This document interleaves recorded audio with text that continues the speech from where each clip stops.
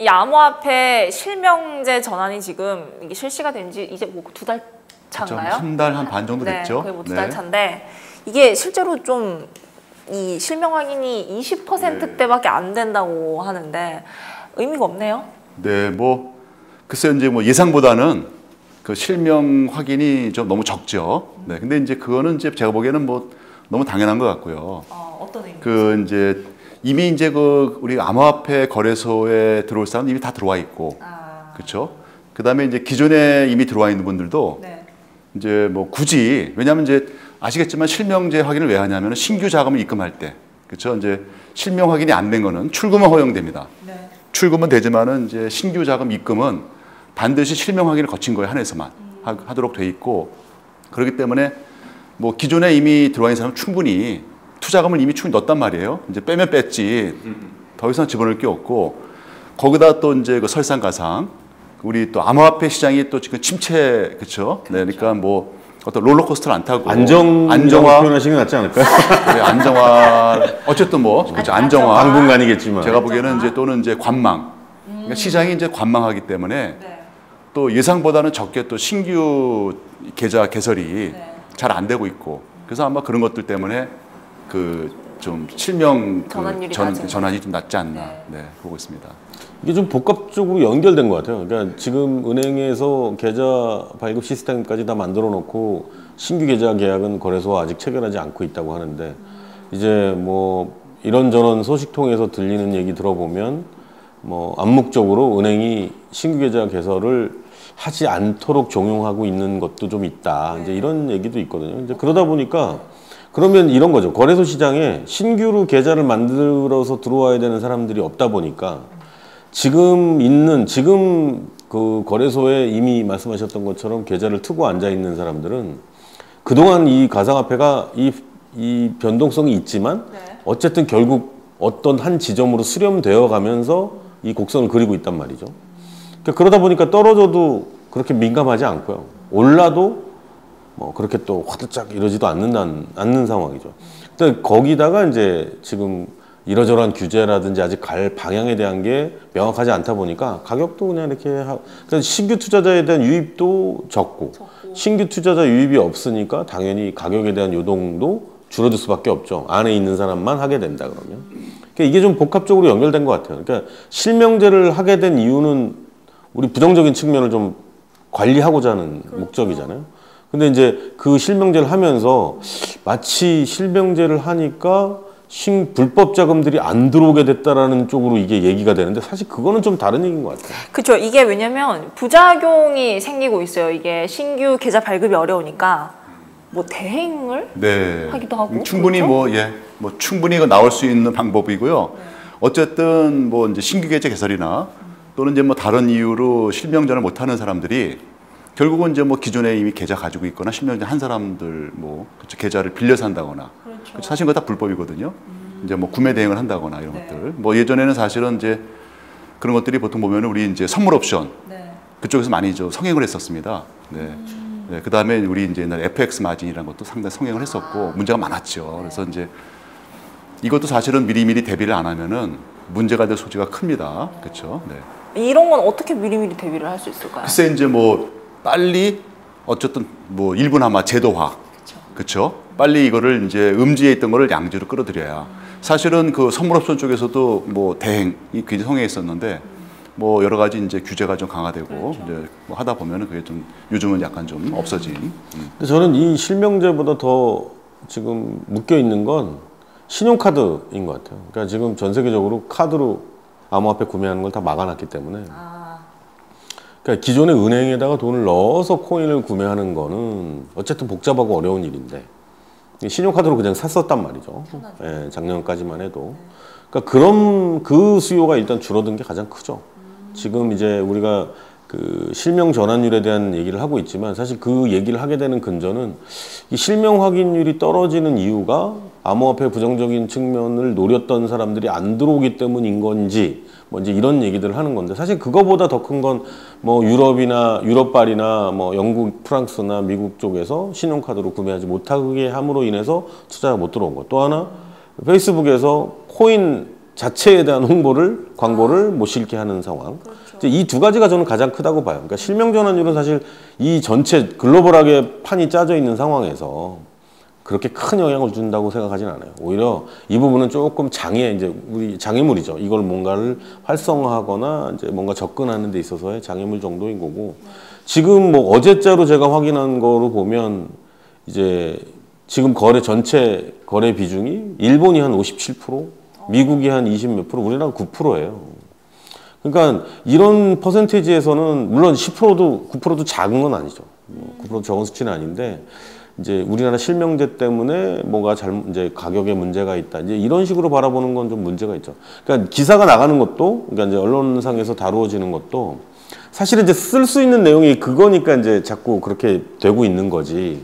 실질적으로 57%의 거래를 보이고 있는 일본이나 미국에서 거래가 되고 있단 말이죠. 거래소에서 입금도 되고 그 결제도 하고 할 수 있단 말이죠.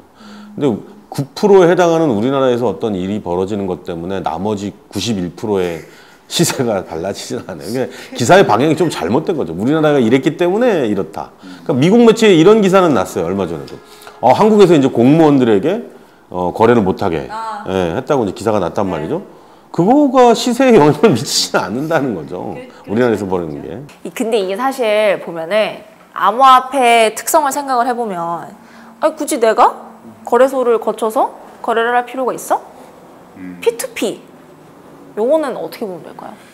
뭐 사실은 이제 저 작년에 이제 그 중국 당국이 그 암호화폐 거래소 폐쇄하고 하니까 이제 뭐 거래소들이 이제 뭐 그 허용이 되는 홍콩으로 이전하거나, 우리나라 쪽으로도, 예, 그다음에 이제 한국 쪽으로도 이제 오기도 하고, 그다음에 뭐 그것도 이제 뭐 여의치 않으니까 이제 개인들끼리 P2P, 그러니까 P2P는 막을 수가 없단 말입니다. 그렇죠. 이제 저 당국에서도.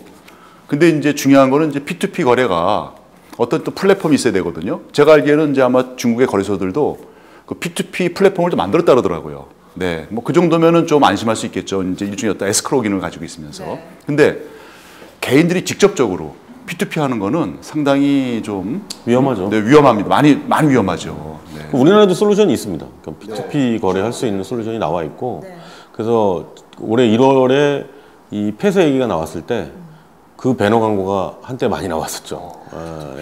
P2P로 거래해서. 왜냐면 거래소의 이 폐쇄 얘기인 거지. 그래서 이제 거래소들이 이제 이러저러한 문제들 때문에 이제 주목을 받고 있었으니까 그때 이제 P2P 거래가 나왔죠. 근데 그 P2P가 이제 사실 이 비트코인이나 우리 암호화폐가 P2P예요. 그렇죠. 사용자끼리 합의하고 사용자끼리 보내주고 받는 건데, 근데 이제 여기서 지금 얘기하는 P2P는 이런 것 같아요. 이제 공식적인 거래소를 거치지 않고 사용자들끼리 어떤 간단한 솔루션 또는 시세는 연동해야 되겠으니까 이제 시세를 가지고 어떤 서버에서 역할을 해주고 개인들 간에 역할할 수 있는 지갑끼리 연동하는 거죠. 그런 거래 시스템이 미국엔 처음부터 있었고요. 미국에서는. 그러니까 이제 간단하게 시세만 여기서 만들어주고 조정해주고 그러니까 이제 내놓을 수 있는 거죠. 그리고 실제로는 거래소는 지갑을 제공을 아예 안 해요. 그렇죠. 아예 안 하고 각자 자기가 갖고 있는 개인 지갑들을 여기에 연동을 해서 거래를 하는 방식이거든요. 이제 이런 방식은 있었어요, 원래부터. 근데 이제 이게 지금 이제 얘기가 되는 이유가 거래소가 아예 폐쇄되면 이라는 전제였단 말이죠. 그렇죠. 그러니까 지금은 사실 그렇게 큰 의미가 없어요. 예. 근데 지금은 이제 말씀하신 이제 우리 얘기 항상 나올 때 이제 부정적인 측면의 어떤 자금들이 이걸 통해서, 근데 이 부정적인 자금들이라고 하는 것들이 P2P를 통하면 해결되느냐? 그렇지 않아요. 예, 어딘가에서 코인을 사와야 돼요. 어딘가에서. 그러니까 이것도 굉장히 복잡한 시스템을 거쳐야 되는 상황인 거죠. 일반 사용자들이 P2P를 통해서 부정적인 자금들을 세탁한다. 이거는 쉽지 않습니다. 제가 며칠 전에 기사를 본 게 있는데 거기서 얘기를 하는 게 뭐냐면 그 이탈리아에서 있었던 해킹 사건이나 그 일본의 코인체크나 이제 이런 거래소들이 실제로 뭐 검증을 좀 받지 않았다던가 이런 거래소를 통한 문제가 계속해서 생기니까 이제는 해커들이 이 디지털 월렛 이거 뭐지? 지갑 쪽으로 이제 노리기 시작할 거다 이런 얘기를 하시더라고요. 근데 이게 어떤 보안성의 취약함이라든가 이런 부분에 대해서는 어때요? 사실 P2P가 더 위험하지 않나요? 그런 데 대해서는? 아니죠. 그러니까 P2P, 그러니까 물론 기술적으로는 조금 다른 논쟁의 여지가 있을 수 있어요. 근데 중요한 거는 개인들이 가지고 있는 지갑들은 기본적으로는 거래소에 있는 지갑하고는 다른 거죠. 이건 블록체인이고 블록체인상에 있는 지갑의 거래이고 TXID가 거래 건별로 발송이 되고 이건 위헌적 안 되는 건데 거래소에서 벌어지고 제가 이제 거래소에서 계속 사고 팔 때 쓰는 건 이건 사실 블록체인이 아니란 말이죠. 그렇죠. 예, 그냥 데이터만 오가는 상황인 거고 그러니까 이거는 해킹의 위험이 있는 거죠. 예, 그러니까 이거는 그거보다는 안전할 테고 또 이제 하드웨어 지갑이죠. 콜드 월렛이라고 부르는. 그러니까 이제 거기에 일본의 이제 SBI 원래 이제 채굴에 대한 해시도 일본이 가져야 된다라고 해서 펀딩했던 회사도 SBI고 거래소에 대한 그러니까 이제 좀 더 공격적이었던 펀드가 그쪽이란 말이에요. 근데 그 회사에서 지금 이 콜드 월렛을 개발했던 회사, 그러니까 개발한 회사를 지금 인수 발표를 한 상태예요. 그러니까 이제 이런 니즈는 계속 생기죠. 근데 지금 왜 그런 게 생기냐면 이게 거래소의 문제 때문에 P2P, P2P에서 더 위험한 건 또 개인 간 단순 거래. 그러다 보니까 콜드 월렛이 중요해. 이게 아니고 거래소를 통해서만 뭔가가 사고 팔거나 결제를 대행하거나 이런 UX를 제공할 수 있는 게 아니고 개인이 가지고 있는 지갑 내에서도 익스체인지 할 수 있거든요. 왜냐하면 이거는 어디까지나 이 유동성에 대한, 아니 변동성에 대한 해지만 해주면 되는 거니까 사실은 제 지갑 안에 지금 뭐 저도 사용하고 있는 지갑이 있지만 그 콜드 월렛 안에서 향후에 기술적으로 충분히 가능해요. 이 안에서 제가 비트코인이 있고 한 10개 코인을 가지고 있어요, 지갑을. 그러면 얘에서 지금 당장 여기 갔는데 리플 코인을 받아요. 아니면 여기 가니까 대시를 받고. 일본에 어디 이제 그 빅카메라라고 그 전자제품 파는 곳에 가니까 비트코인이 아니라 이더리움을 받거나 다른 코인을 받는다. 뭐 오미세고 같은 코인을 받는다, 일본에서. 그러면 제가 그 로컬에서 그냥 바꿀 수 있게끔 할 수 있단 말이죠. 그 대신 환율은 실시간으로 연동되지 않으니까 그거에 대한 해지는 프로그래밍 되면 되는 거죠. 설계가.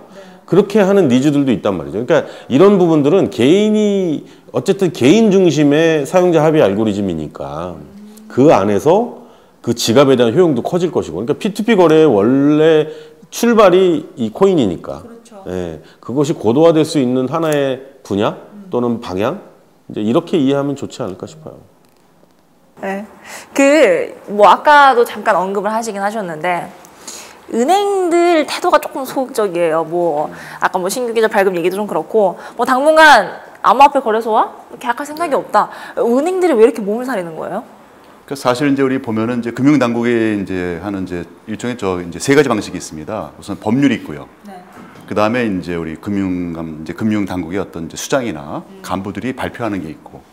마지막으로 이제 그 창구지도라는 게 있습니다. 네, 그러니까 창구지도는 사실 어느 법률에도 안 나와 있고 근거가 없지만 그래서 이제 창구지도가 굉장히 심해요. 그래서 이제 그 금융기관 입장에서는 그 창구지도를 갖다가 어길 수가 없어요. 굳이. 굳이. 예. 그 작년도 최근에 이제 발표한 거 보시면은 작년도에 은행, 그러니까 이제 우리 이제 우리 이제 암호화폐 거래소에 가상 계좌를 제공하는 은행들 보면은. 작년도 우리 일반 시중은행들의 그 순이익이 8조가 넘어요. 우와. 그래서 이제 뭐 제가 만일 이제 은행의 담당자라도 굳이 당국에서 싫어하는데 거기에 이렇게 그냥 굳이 눈밖에 날 필요가 있느냐? 예, 그렇습니다. 그러니까 아직까지는 물론 이제 뭐 한때는 그 우리 가상 계좌를 통해서 수익이 어마어마했죠. 네, 근데 이제 굳이 근데 그 수익도 은행이 현재 가만히 이제 영업을 통해서 이제 창출하는 수익에 비하면은 굉장히 미미하다는 얘기죠. 어쨌든 은행들의 작년도 수익이 그렇죠. 뭐 8조가 넘기 때문에 그거에 비해서는 이제 그렇게 지금 그 암호화폐 거래소의 어떤 계좌 개설 또는 이제 거기에 그렇게 뭐 이제 노력을 많이 할 필요성을 이렇게 많이 이제 못 느끼지 않나. 네. 뭐 그렇게 정리할 수 있겠습니다. 그러니까 지금 개인 간 거래, 그러니까 이제 신규 계좌를 못 만들어서 투자하고 싶은데 못하는 사람이 어느 정도 되는지가 궁금해요. 지금 그런 사람들이 얼마나 될까? 그래도 꽤 있지 않을까요?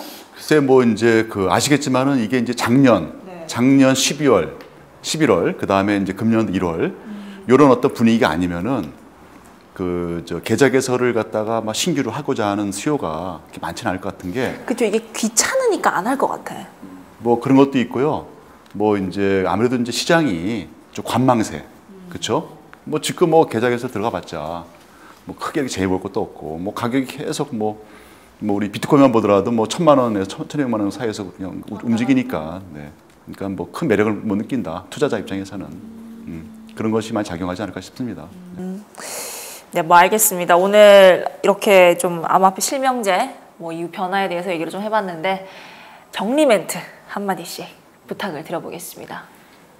뭐 어쨌든 우리 그 암호화폐 거래소의 계좌 실명 전환하는 건 참 좋은 취지는 맞긴 맞고요. 어쨌든 이제 그거는 이제 제가 보기에는 어떤 미봉책에 불과하고 뭐 어떤 하루가 빨리 어떤 이제 정상적인 거래소 또는 정상적인 그 암호화폐 거래가 되도록 좀 더 좀 구체적인 좀 그 기준이 좀 나와야 되겠습니다.